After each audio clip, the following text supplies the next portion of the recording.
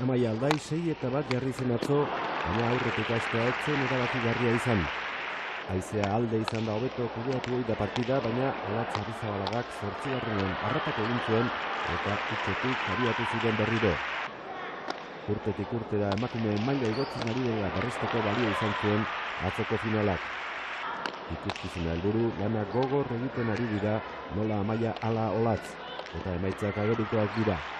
Beragaz lan eiteak hobetu indozte eta beragaitik bezpasan izango nintzen holango partido jokatzen ibiliko.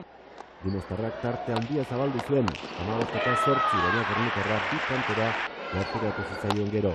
Lehia ederra ikusi zuten, Amoru eta Etxaneko frontaia bete zuten pilotazaleek.